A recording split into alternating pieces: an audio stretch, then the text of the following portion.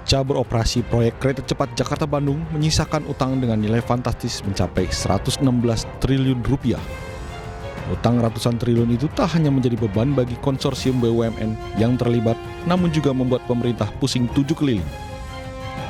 Menteri Keuangan Purbaya Yudi Sadewa enggan membayar utang proyek kereta cepat menggunakan uang APBN.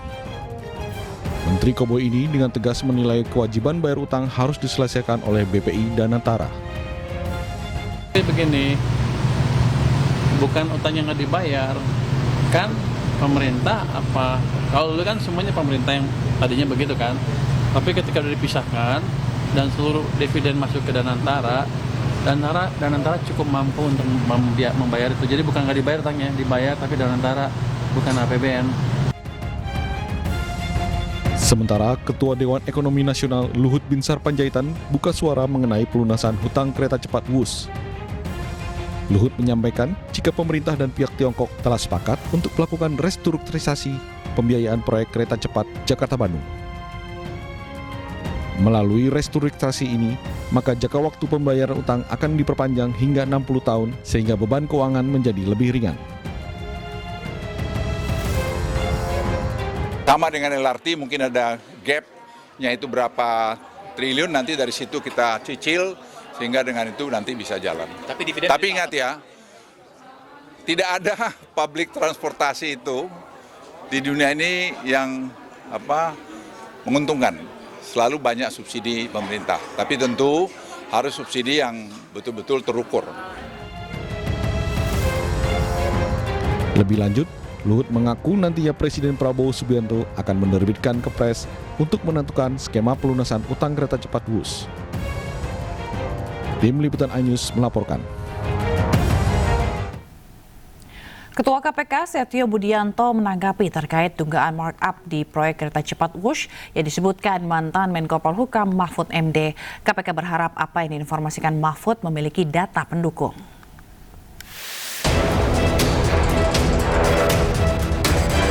Ketua Komisi Pemberantasan Korupsi KPK Setio Budianto angkat suara merespon mantan Menko Polhukam Mahfud MD terkait dugaan markup di proyek kereta cepat Jakarta-Bandung WUS.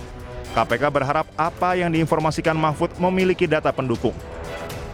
Setio menegaskan setiap informasi yang ada akan terlebih dahulu ditelaah oleh kedeputian di KPK. Sekarang sih belum berinformasi ya, intinya dari internal gitu. Tapi kalau Pak Mahfud menyampaikan seperti itu ya, mudah-mudahan ada informasi, ada data, ada dokumen yang bisa mendukung penjelasan dari saya. Tapi saya yakin beliau mungkin punya gitu, tinggal nanti apakah mau serahkan atau apa ya. KPK punya ini nggak Pak untuk jemput bola gitu Pak, karena informasinya kan 3 kali lipat gitu Pak. Apanya itu? Maksudnya mau jemput bola ke ya, untuk minta biar ditelaah dulu di level kedeputian, terus apa yang harus dilakukan dengan informasi tersebut. Ya. Sementara menurut pengamat kebijakan publik Agus Pambagio, dugaan tersebut bisa jadi disebabkan penyesuaian kurs mata uang asing. Meski demikian, Agus menambahkan tidak menutup kemungkinan adanya markup pada aspek lain, khususnya di sektor konstruksi.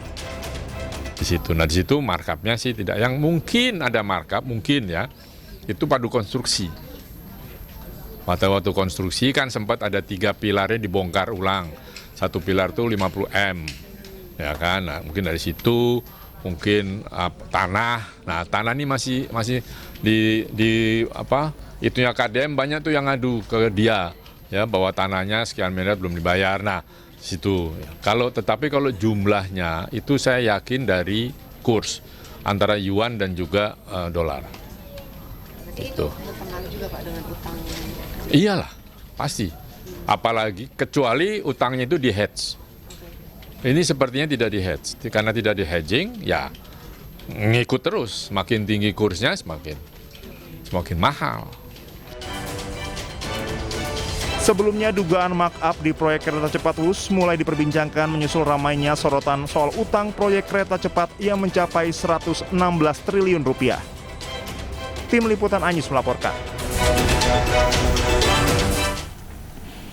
Analis sosial politik Universitas Negeri Jakarta, Ubaidillah Badrun, menyoroti transaksi jumbo yang membebani APBN dalam proyek kereta cepat Wush. Sementara menurut Ketua Umum Merampai Nusantara, Mardiansyah Semar, keberadaan kereta cepat Wush menjadi kebanggaan dan identitas bagi negara. Berikut cuplikannya dalam program Rakyat Bersuara. Transportasi publik, kita bicara MRT, LRT di Jakarta, ini soal substansinya ya. Semua rugi, 800 miliar tiap tahun. Kenapa Ubed nggak ribut soal itu? Tapi bahwa memang akhirnya itu juga bisa mengatasi kerugian masyarakat terhadap kemacetan dan lain sebagainya yang mencapai 65 miliar, 65 miliar, yang menurut saya 65 triliun. Nah, itu menurut saya kan sesuatu yang sesuatu yang dirasakan keuntungan oleh masyarakat dan sekarang kita mempersoalkan itu gitu loh.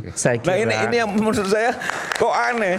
Masyarakat dibantu soal kemacetan sehingga tidak rugi 65 triliun dengan modal yang tadi kita sampaikan bahwa kita mempersoalkan itu, gitu loh. Begini. Gitu loh, kasihan lah masyarakat yang selama ini pemerintah kan harus berpikir soal kepentingan masyarakat kan.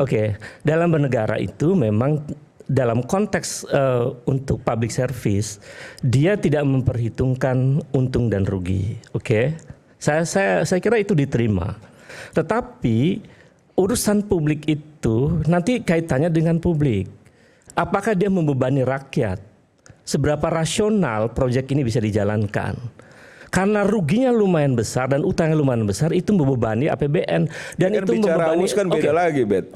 Bicara AWUS sekarang ada restrukturisasi ulang, bagaimana kita bernegosiasi ulang dan itu nanti kalau sudah mengambil kesimpulan bahwa itu akan merugikan rakyat, yang menurut saya yang sebenarnya masih ada negosiasi-negosiasi yang dilakukan dengan pemerintah China misalnya, kan itu juga bukan juga kita bisa mengambil kesimpulan di sini bahwa rakyat akan dirugikan begitu besarnya seperti angka-angka yang disampaikan oleh artinya bisa turun Bung Semar. Ya bisa saja. Kalau bisa negosiasi juga bisa juga hilang. Ya kalau China dengan angka segitu kan menurut saya kan nggak seberapa itu buat China. 160 triliun. Iya buat China nggak seberapa kalau menurut kita. China hilang. Poinnya bukan soal China-nya. Tapi bahwa anak-anak muda ini akan punya kebanggaan ketika dia tanya, hei kalian dari mana? Indonesia misalnya. Dibebankan kepada rakyat. Itu problemnya. Kami dari Thailand nggak punya. Kami dari Myanmar tidak punya. Malaysia tidak punya. Asia Tenggara satu-satunya yang punya WUS itu Indonesia. Sementara itu, ex-penyidik KPK Yudi Purnomo Harahap yakin ada indikasi korupsi di proyek kereta cepat Wush. Ia mendorong KPK untuk menyelidiki indikasi tersebut dan berikut cuplikannya dalam program Rakyat Bersuara yang dipandu Aiman Wicaksono.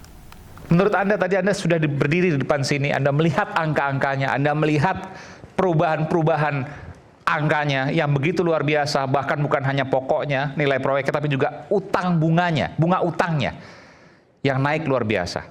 Menurut Anda adakah indikasi korupsi di sana? Sebenarnya saya tadi tuh nggak ingin berbicara, saya ingin langsung menyidik misalnya. Karena melihat data-data yang begitu Anda langsung jelas. ingin menyidik? Iya. Maksudnya Anda sudah gemes bahwa ini ada indikasi korupsi? Betul sekali.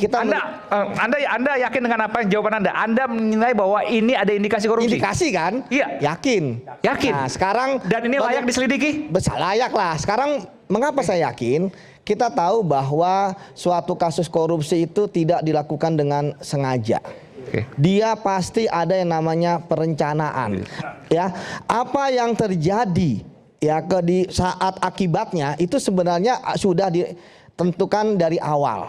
Ya, itu yang pertama. Kemudian yang kedua, berbicara mengenai kasus korupsi, hanya ada 3 hal ya pelakunya. Pertama adalah intellectual debtor. Ya, orang yang memerintahkan, orang yang punya kewenangan. Kemudian yang kedua adalah koordinator. Ya, dia yang kemudian menjadi jembatan antara intellectual debtor dengan orang yang terakhir itu eksekutor. Sekarang permasalahan dari WUS ini saya lihat lagi coba untuk dicari solusi supaya tidak ada permasalahan. Tetapi kan sudah terbongkar dari awal, ada misalnya pemilihan Cina gitu. Kalau tadi dikatakan oleh Bang Ubed ya, bahwa mengapa memilih Cina karena ada jaminan, nggak ada jaminan dan sebagainya. Saya pikir harusnya nggak sesederhana itu.